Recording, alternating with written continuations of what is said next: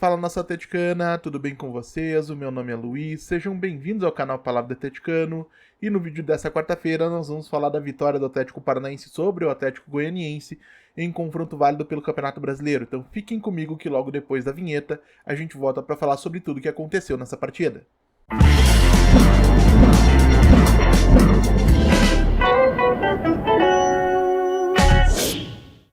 Então vamos lá para falar de Atlético Paranaense 1, Atlético Goianiense 0, partida que teve início às 16 horas e 30 minutos desta quarta-feira, dia 20 de novembro de 2024, na Liga Arena em Curitiba, e válida pela 34ª rodada do Campeonato Brasileiro. E para enfrentar o Atlético Goianiense, o treinador argentino Lúcio Gonzalez surpreendeu ao escalar o centroavante também argentino Lucas Diori. O Diori, que havia sido pouquíssimo utilizado desde que o Lúcio assumiu o comando do Atlético, chegou a ficar fora de diversas listas de relacionados, para algumas partidas, e que acabou de maneira bastante estranha sendo escolhido para ser o titular no comando do ataque na partida de hoje, em detrimento ao Emerson, que era quem vinha sendo utilizado, quem vinha entrando principalmente nos segundos tempos. E aí a gente vai fazer uma pausa para falar sobre essa escolha, porque isso me deixou bastante irritado, porque eu tenho duas objeções em relação à titularidade do Diori. A primeira é de natureza puramente lógica. Não existe qualquer coerência em a comissão técnica escolher o Emerson em tantas ocasiões para entrar em campo a partir do banco de reservas, deixando de utilizar o próprio Diori. E na partida de hoje, quando surge uma oportunidade de começar jogando, de aí sim ter tempo para mostrar qualidades, para desenvolver o seu jogo, para quem sabe conseguir, por exemplo, marcar um gol, seria importante para o menino. Aí hoje não, aí hoje entra o veterano, que custou uma fortuna para o clube, tem um salário altíssimo e que nunca entregou rigorosamente nada, além do pouco que se sabia que ele poderia entregar. E para um clube que se deseja ser ou se promove tanto como formador e desenvolvedor de jovens talentos, esse mau hábito de ficar negando espaço para os jovens das categorias de base me incomoda muito. Me incomoda muito e é uma coisa que eu espero que mude em pouquíssimo tempo, já a partir da próxima temporada. A minha segunda objeção em relação à escalação do Diori é um pouquinho mais técnica na medida em que ela diz respeito a uma questão física. Falta de ritmo de jogo. O Lucas Diori não entrava em campo desde, aqui eu vou ler para não errar, 17 de outubro, então 34 dias sem entrar em campo, e não passava mais de 15 minutos em campo desde o dia 22 de setembro, 59 dias. Então eu pergunto para você que me assiste, e você que imagina que o Diori deveria ter entrado em campo mesmo, tem todo o direito de se manifestar discordando de mim, claro, como é que o Diori, um jogador que é naturalmente lento e tecnicamente limitado, vai entregar, vai poder contribuir de alguma maneira nessas circunstâncias? Ele acabou fazendo aquilo que se esperava dele, muito pouco, tá? Acabou contribuindo aí com um lance ou outro, lutou bastante, mas ficou bem aquém daquilo que eu esperava, tá? E aí, falando um pouquinho da partida especificamente, um primeiro tempo que eu considerei ruim do Atlético, tá? Que concedeu a maior parte da posse de bola pro Atlético Goianiense, foram 56% de posse de bola pro lanterna do Campeonato Brasileiro dentro da Liga Arena. O Atlético finalizou menos que o Atlético Goianiense, foram 7 finalizações deles contra somente 4 nossas. Trocou menos passes, 215 para eles, 171 para nós, e pouco criou. O pouco que criou foi em transições. Caso da finalização cruzada do Nicão nos primeiros minutos de jogo, devia ter uns 4 ou 5 minutos, aquela bola que o Ronaldo acaba defendendo. Do lance que gerou o pênalti sofrido pelo Lucas Diori, também desperdiçado pelo Lucas Diori, a gente já vai falar um pouquinho disso. Ou em jogadas individuais, né? O gol marcado, mais uma vez marcado pelo Tomás Coelho. E aí agora sim, a gente vai tirar um tempinho para falar da brilhante decisão de permitir que o Lucas Diori cobrasse aquele pênalti, né? Que um jogo importante para o Atlético, talvez até decisivo, se o Atlético eventualmente perde esse jogo de hoje, poderia causar uma enorme desmobilização, poderia colocar o time novamente nas proximidades da zona de rebaixamento, a depender dos desdobramentos da rodada. Então não era um jogo para você tratar de qualquer maneira. E particularmente, tá, gente, eu nem vejo o Diori como o maior vilão dessa história. Eu cheguei a falar disso no Twitter durante o jogo. Lógico que pode ter faltado noção no momento de pedir para bater especialmente porque ele tinha acabado de sofrer uma pancada também, e a julgar pelo gestual dele no momento em que aquilo aconteceu, estava doendo, tornozelo, calcanhar, exatamente do pé de apoio, ele poderia ter sido prejudicado, pode inclusive ter tido a sua cobrança prejudicada por esse fato. Mas na minha visão tem dois personagens que são mais responsáveis por esse fato do que o próprio Diori, que precisam ser cobrados.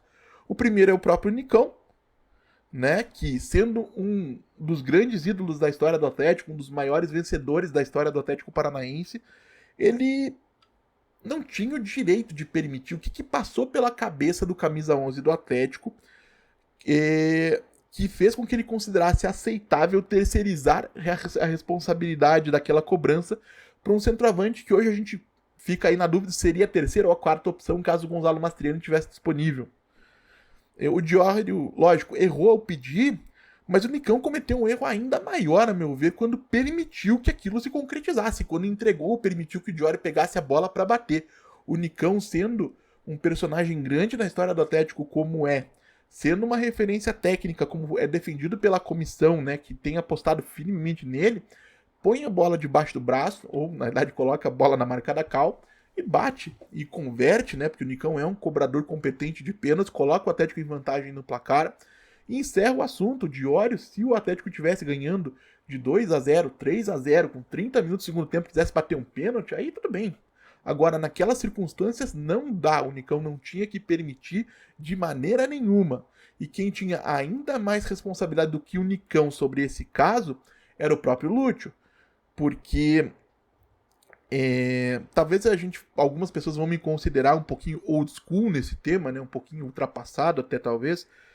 Mas eu ainda acredito que cobrador de faltas, cobrador de escanteios, cobrador de pênaltis tem que ser decidido pelo treinador no vestiário. Não é uma coisa para ser decidida em campo pelos jogadores. Lógico, hoje fala-se muito em independência do atleta, em autonomia, em capacidade de auto-organização e de tomada de decisões, mas tem que existir um limite para isso. Esse limite do razoável, esse limite da razoabilidade, que é uma palavra que a gente usa muito de jeito, foi ultrapassado demais quando o Nicão abriu mão da cobrança para o Diório e a comissão técnica nada ou pouco fez para impedir que isso acontecesse. E aí alguns vão me perguntar o que o Lúcio poderia ter feito. Eu não sei, berra na beira do campo e gesticula, dá uma pirueta mortal para trás, um duplo twist carpado, chama o Thiago Heleno, manda tirar a bola do Diório e entregar pro Nicão. O fato é que a comissão técnica fez muito pouco para manifestar a sua vontade e foi conivente com aquela decisão pouco inspirada do Diório de bater o pênalti, à medida em que não impediu que aquilo acontecesse. A comissão técnica tinha que ter tomado uma decisão ali para colocar a bola nas mãos do cobrador escolhido, não do terceiro centroavante do elenco. Terceiro, quarto, não sabemos mais. E aí, enfim, o que eu acho que deveria ter acontecido, largando um pouco a ironia de lado, chama o Thiago Heleno e avisa, olha, o Thiago sendo o capitão da equipe, o Thiago vai lá e comunica pro Diório que a minha decisão é, o cobrador é o Nicão vai bater. Tira a bola dele, entrega pro Nicão, fim de papo. E aí, nos 45 mais 5, 50 minutos, o Tomás Coelho faz uma bela jogada individual, abre o placar pro Atlético. O Atlético tinha sofrido muito, uma queda mental muito grande, muito evidente, depois do pênalti desperdiçado pelo Diório. O Atlético Goianiense chegou a assustar em algumas ocasiões, ou seja, o reflexo daquela decisão realmente foi muito prejudicial para a equipe. E felizmente a gente tem no Tomás Coelho um jogador que tem sido decisivo, com muita personalidade, que tem salvado a equipe em alguns momentos, salvou contra o Atlético Mineiro e acabou salvando, digamos assim, o Atlético de um momento técnico pior no segundo tempo, quando marca o gol de abertura do placar no finalzinho do primeiro tempo de hoje. E no segundo tempo especificamente, o Atlético ainda acaba cedendo ainda mais posse de bola para o adversário, né? Uma coisa assim bem Paulo Autuori, uma coisa bem assim, característica do tal do saber sofrer, como gostam de chamar. Eu particularmente não gosto, porque não acho que seja só isso, mas um Atlético que cede 69% de posse de bola pro lanterna do Campeonato Brasileiro dentro da Liga Arena, com 42.177 torcedores nas arquibancadas. O Atlético tem elenco para fazer mais e melhor do que fez hoje, mesmo estando em vantagem no placar. quer se defender, quer não arriscar, se defende com a bola no pé, troca passes, gasta o relógio, não precisa entregar a posse de bola e permitir que o adversário, seja ele o Atlético Goianiense ou qualquer outro, que não tem nenhuma intenção de desrespeitar o Atlético Goianiense no vídeo pós-jogo de hoje, cresça na partida e eventualmente se torne um jogo perigoso, tá? O que felizmente hoje acabou não acontecendo. O Atlético Goianiense até chegou a dar um ou outro pequeno susto aqui e ali, mas de um modo geral no segundo tempo, o Atlético não correu grandes riscos e ainda teve o Nicão aos 20 minutos do segundo tempo, marcando um belo gol de pé direito, né, da entrada da grande área, colocando o Atlético com uma vantagem confortável no marcador e dando números finais ao placar já naquele momento, né, embora lógico não se soubesse naquele momento que seriam os números finais. Deu tempo até do Thiago Heleno se empolgar numa demonstração de raça ali, ser expulso de uma maneira pouco inteligente, para usar um termo assim menos agressivo, aos 29 minutos do segundo tempo. E o que felizmente acabou não tendo maiores repercussões, tá? O Atlético Goianiense não conseguiu pressionar, não conseguiu marcar um gol que traria de volta para a partida. Felizmente o Atlético conseguiu navegar em águas relativamente tranquilas até o apito final. E aí, falando um pouquinho de atuações individuais, destaque fica para o Tomás Coelho, mais uma vez decisivo, mais uma vez sendo uma válvula de escape, um jogador de jogadas individuais, mais uma vez batendo de longe, levando perigo, marcando gol, né? Hoje, mais uma vez, foi dele o gol. O Lucas Esquivel, novamente, foi quem mais completou ações com a bola no Atlético. 66, 37 passes completos em 46 tentativas, um passe decisivo e uma grande oportunidade criada, tá? O Esquivel é a grande referência técnica do Atlético com a bola quando o Fernandinho não tá em campo. Quando o Fernandinho tá em campo, evidentemente, é o Fernandinho. E defensivamente bem também, tá? 8 ações defensivas, incluindo 5 desarmes, que é um número espetacular, e 8 vitórias em 9 duelos físicos.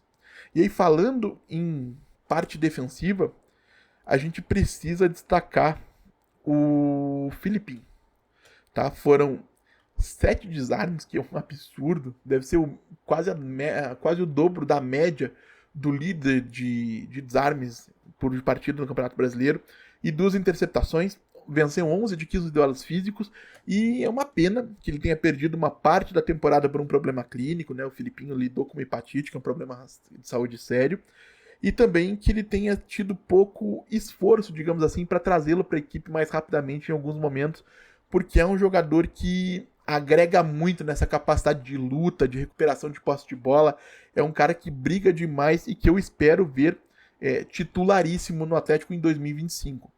Lógico, se o Fernandinho ficar, o Fernandinho é titular, mas o Filipinho tem que jogar. Que Eric vai embora, que Gabriel vai embora, que enfim, quem precisar ir embora para que ele possa ter espaço no elenco, vá, mas o Filipinho tá pedindo passagem, é realmente um jogador assim muito acima da média nesse aspecto defensivo. E a gente precisa destacar também, ou pelo menos dar uma moral pro Beleze, foi novamente líder em ações defensivas do Atlético, 14, tirou em cima da linha o que poderia ter sido o primeiro gol da partida aos 11 minutos, né, aquele cruzamento em que o Mikael sai mal e ele acaba afastando, uma bola que iria na direção do gol. E um zagueiro que jovem, né, 21 anos de idade, vai ganhando prestígio com o torcedor. E o Atlético pode estar ganhando um jovem zagueiro com um potencial a ser desenvolvido, que a gente espera que seja desenvolvido com mais cuidado e com mais atenção do que aconteceu esse ano com uma série de outros jogadores. E por último, mas não menos importante, pelo contrário, talvez tenha o mais importante de tudo, destaque para a torcida, né, para os torcedores rubro-negros que pela terceira vez em 2024 quebraram o recorde de público na Liga Arena, né? Foram 42.177 torcedores nas arquibancadas para apoiar o clube nesse momento difícil, que é o que eu pedi aqui desde o momento em que o Atlético realmente se enveredou por uma crise no Campeonato Brasileiro.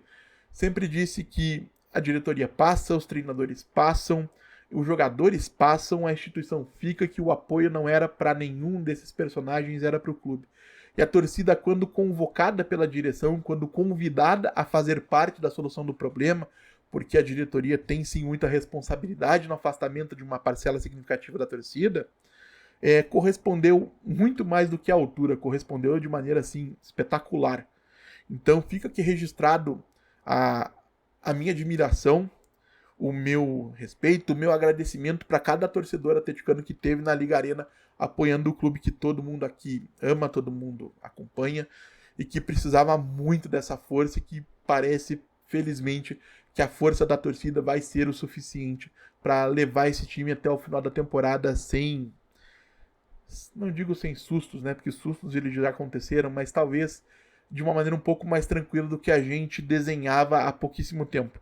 E principalmente que a diretoria, né, seja essa ou seja qualquer outra, jamais se atreva, jamais se preste ao papel ridículo de esquecer ou de menosprezar a força e a importância da torcida atleticana daqui até qualquer momento do futuro. A torcida sempre vai ser importante para o clube, como foi em todos os momentos da história, reconhecendo a diretoria, e especialmente essa que aí está, ou não.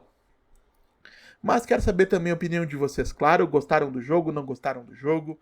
Quem foi bem, quem foi mal? Deixem aí nos comentários. Como eu sempre digo aqui, eu leio todos e respondo todos. E se você está chegando agora, eu vou pedir que você deixe seu like, se inscreva no canal, compartilhe o conteúdo em redes sociais. A gente volta a falar do Atlético Paranaense amanhã aqui no canal Palavra do Atleticano. Muito obrigado mais uma vez pela atenção de todos e até a próxima.